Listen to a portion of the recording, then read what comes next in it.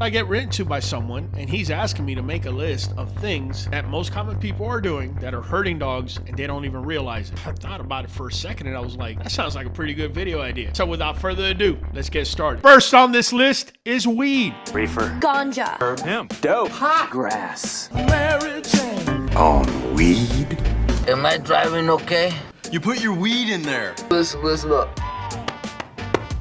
Onions. Yeah, you don't go around smoking marijuana next to your dog. Weed. Weed is fantastic. Yeah, weed. Yeah. And don't be raising the windows up inside of the car while your dog is in it either. And just so you know, weed actually causes dogs to be hyperactive or sleepy, disoriented, and very vocal. Just know their pupils may dilate, giving them a wide-eyed appearance. I already know what y'all thinking. Oh yeah? What's that? I won't do it next to the dog. Right. Do me a favor, don't do it next to the cat either. Number two. Inconsistent amount of food when you're feeding. Baby got ballet days in the Like, honestly, I don't comprehend, man. It's the easiest thing. Get a measuring cup. You know, if it's a cup and you're feeding them 2 cups a day, you fill the cup twice and that's what you feed, and it's consistent. You see, when you're not consistent in the amount that you're feeding, that leads to digestive issues with your dogs, to include diarrhea. So if you don't want some Hershey squirts all over your rug, make sure to be consistent. How about no? Treats. Oh, Fido needs a treat. Did Fido get lost? When the hell have you seen a gray wolf out in the wild needing a treat? Tell me. The answer is never. Forever, forever, forever, ever, forever, ever. You see, treats is nothing more than what these dog food companies have trained you that dogs need. Bacon strips. Pepperoni. Just sausage-style snacks. New party popper. Kennel Ration pepperoni. Let me make one quick disclosure. There is one particular scenario I see where treats can be used. When is this? So there's something called the anabolic stage where you see bodybuilders whenever they're pumping up and they're gaining muscle. And there's also something called the catabolic stage, and that usually happens when you go to sleep or you've been without eating for way too long. Your body actually starts to break down the protein so it can feed itself, thus making you actually smaller. So what I tell people all the time, fastest way to make your dog muscular is make sure they never reach the catabolic stage by never allowing them to go more than 8 hours without eating. So if you pop in one little treat a day, say at hour number 6, that wouldn't be the worst thing. You just got to make sure the treat doesn't make your dog overweight and you make them earn the treat. You just don't give it to them. Every now and then I'll get one of you telling me, "Hey there, Ral. I've been following everything you've done to the T. I've been feeding cooked bones to my dog, and now he's got bone splinters coming out his ass." And I have never told you guys to give cooked bone without grinding to your dogs, because cooked bones do splinter, and they will get stuck somewhere in the digestive tract. This is why we feed raw and raw bones, because they don't splinter. They actually break clean. And if we do use cooked bones, we're going to put them through the grinder. And not just the grinder. If we're going to be giving raw or cooked bone, we're going to put it through the grinder, and we're going to be using New Vet and New Joint DS. Because New Vet is the only multivitamin we use, and New Joint DS is the only joint support we use or need. We're going to go ahead and leave our code down here for you to order. And if you order with auto ship, we're going to drop a 13% discount with these 2 bottles. No way. Don't forget, you need the order code, as this is not sold in stores. You can't buy it without a code in the New Vet website. This next one kills me every time.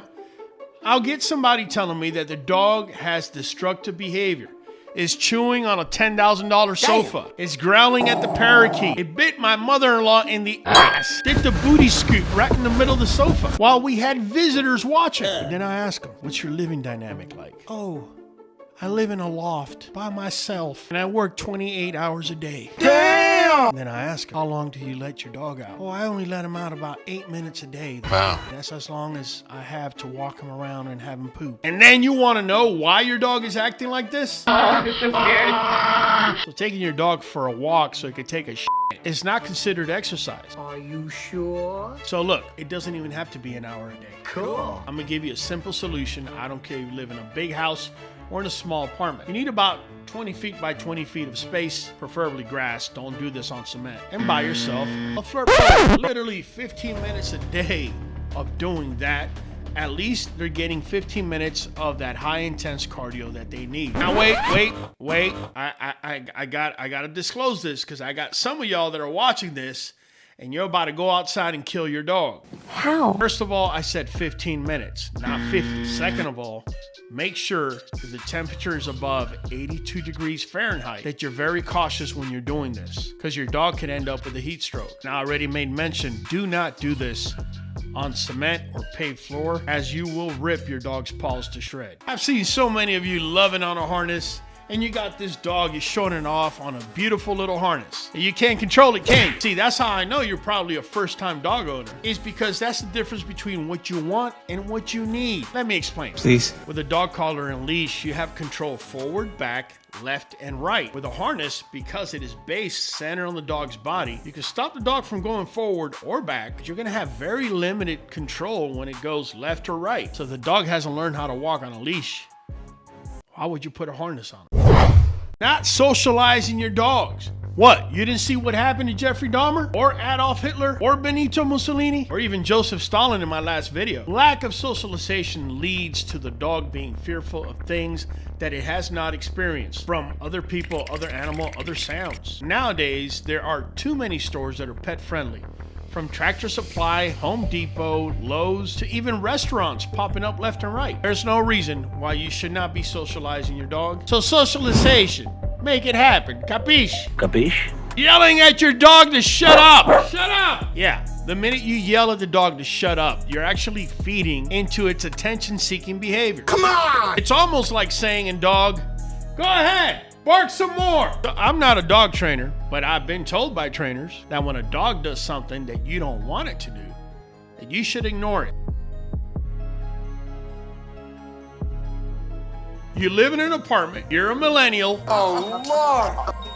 And you've already thought in your head that that park that's only 2 blocks away from your house is going to be frequented by you and Fido. Yeah, and so is Big Bubba.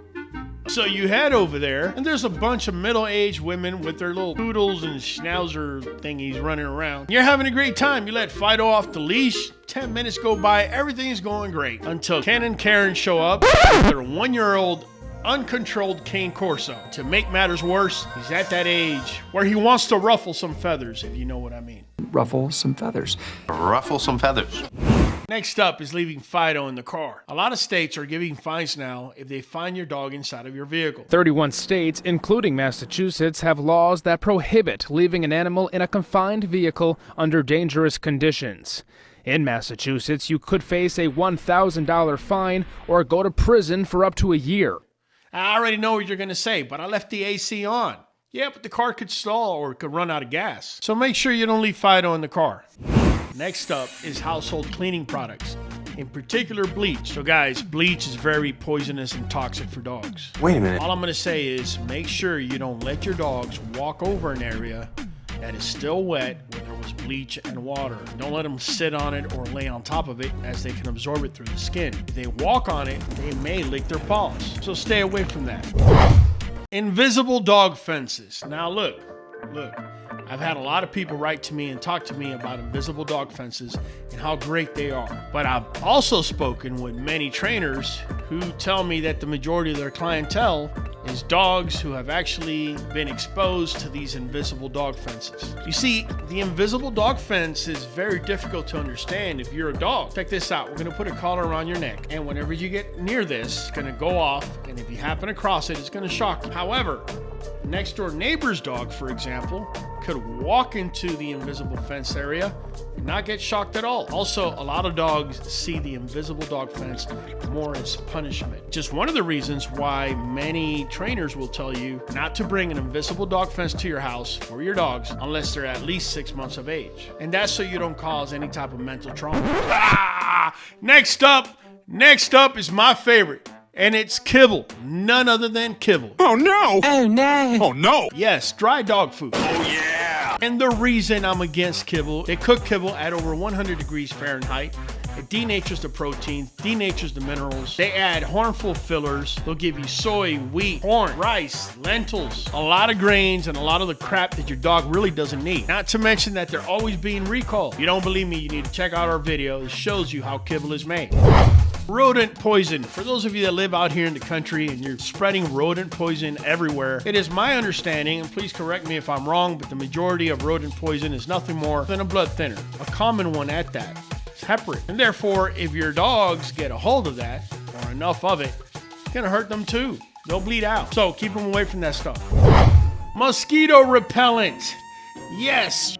Yes. You need it where I live. Right now it's early February, and here in Texas, we are already starting to experience spring. Just another week, we'll be in summer. I say all that to say that I live in a very humid, hot area. So mosquito repellent is not a thing, it's more of a necessity. Just make sure your dog is not licking you wherever it is that you sprayed this stuff. Alcohol beverage. Yes, whether it's vodka or a beer, don't give it to your dogs. No shit. It's toxic. The way they process sugar, totally different than you and me. Are you sure? You don't believe me? Sure. Did you know your dog could actually get drunk off of raw yeast dough? No way. Yeah, yeast dough. Right when you're about to make bread. Give that to your dog, let him eat it, they'll get drunk off of it. Again, they process sugar a lot different than us. Essentially saved his own life.